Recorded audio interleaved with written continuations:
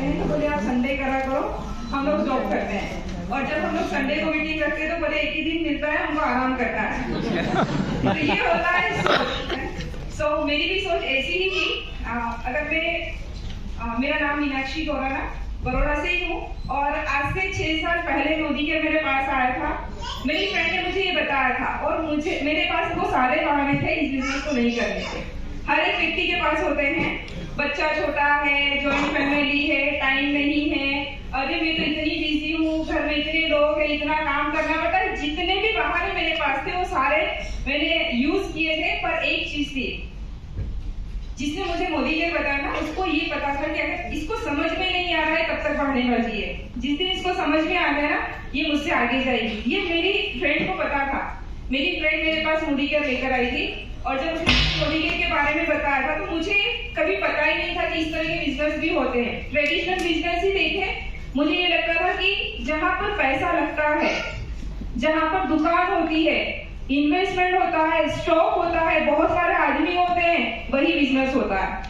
और जब पहली बार सर को सुना था, सर की इनकम उस समय लगभग 3-3.5 लाख रुपए का मैंने एडवाइजर का पे आउट देखा हुआ है। तो जब सर ने बोला था कि मैं इतना कमाता हूँ और कोई इन्वेस्टमेंट नहीं है, तो वहां पर बैठे, जहां पर आप बैठे हो ना, वहां पर मैं बैठी थी और मुझे ऐसा सोच आ रहा था कितना फेंकते हैं। क्यों? क्योंकि मेरे हस्बैंड की फैक्ट्री है, 10,000 स्क्वायर फीट की फैक्ट्री है। बहुत सारे लोग हमारे यहाँ काम करते हैं, लाखों लगाते हैं, 1000 आते हैं, करोड़ों लगाते हैं तो लाखों आते हैं, और यहाँ पर बोलते हैं कुछ लगाना नहीं और इतना पैसा आता है।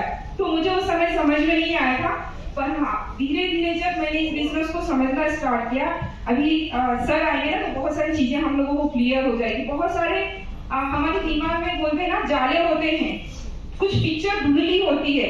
अभी जितने भी लोग आए हैं, पहली बार बहुत सारे लोग आए होंगे, तो उनको ऐसा लगा ऐसा तो क्या होने वाला है, ऐसा तो क्या होने वाला है, इतना क्यों प्रेशर कर रहे हैं। पता नहीं, मैंने मोदी केयर ज्वाइन किया था 19 मार्च 2016 को, और पहली बार मीटिंग में मैं गई थी 24 जून 2016 को। जिस सेमिनार में आप आए, 3 महीने मैंने टाला था कि नहीं मुझे नहीं जाना है, क्योंकि करना ही नहीं तो जाना क्यों है। पर मेरी फ्रेंड वो तो कहाँ मेरा पीछा छोड़ने वाली थी, एक दिन घर पर आई, बोले 2 घंटे घूम कर आते हैं, और उसकी स्कूटी पर बिठा कर ले गई थी। तो मेरी मजबूरी हो गई 2 घंटे बैठना, है ना, क्योंकि मुझे तो स्कूटी चलाना आता नहीं था, और मेरी शादी को 13 साल हो चुके थे, और मैं बहुत छोटे से गाँव से हूँ, तो कॉन्फिडेंस वैसे भी नहीं था। और कहीं पर सब्जी भी लेने जाती थी तो हस्बैंड के साथ जाती थी। अब वो इतनी दूर मीटिंग में लेके गई तो मैं वहां से अकेली आ भी नहीं सकती थी, तो जितनी देर था उसी के साथ बैठी। पर बैठने के बाद सच में वो मीटिंग मेरी लाइफ का टर्निंग पॉइंट था, और मुझे ऐसा लगता था मुझे सब कुछ आता है। पर उस मीटिंग में जाने के बाद पता चला तू तो 0 की 0 है, तू जहाँ पर थी वहीं पर है। तो मेरा कोई खास एजुकेशन भी नहीं है, BA किया है, और हस्बैंड का सब कुछ बहुत अच्छा था, घर, गाड़ी, बंगला, फैक्ट्री, तो सब कुछ अच्छा चल रहा था। पर एक चीज थी कि रोज दोपहर में सुबह उठकर खाना बनाना, बच्चे को स्कूल भेजना, फिर खाना खा के सो जाना।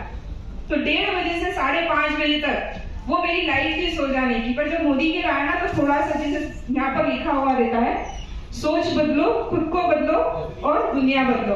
तो सेम जब मीटिंग में आए तो थोड़ी सी सोच में चेंज आया कि मैं जी क्यों रही हूँ, मेरे भी कुछ सपने हैं, मुझे भी कुछ करना है, और जरूरी नहीं है कि मेरे हस्बैंड ही मेरे सपने पूरे करें, मेरे सपने मैं खुद भी पूरे कर सकती हूँ। जरूरी नहीं कि हस्बैंड ही मुझे कुछ गिफ्ट दे, मैं भी अपने आप को कुछ गिफ्ट कर सकती हूँ। तो ये एक सोच में चेंज आया जब पहली बार मोदी केयर मीटिंग में आई। मोदी केयर में मैंने ज्वाइनिंग डेट तो काफी थी, पर जब हम इसको स्टार्ट करते हैं उसी दिन से माना जाता है कि मैंने मोदी केयर स्टार्ट किया। तो मैंने 1 जून से मोदी केयर स्टार्ट किया, और जब पहली बार मीटिंग में आई थी ना, अभी हमारी मोदी केयर थाईलैंड ट्रिप लेकर जा रही है। बहुत सारे लोगों ने क्वालिफाई किया होगा ना थाईलैंड, कितने लीडर्स ने किया थाईलैंड क्वालिफाई? अरे वाह, जोरदार। आगे को थाईलैंड ले जाता है, कितना अमेजिंग है।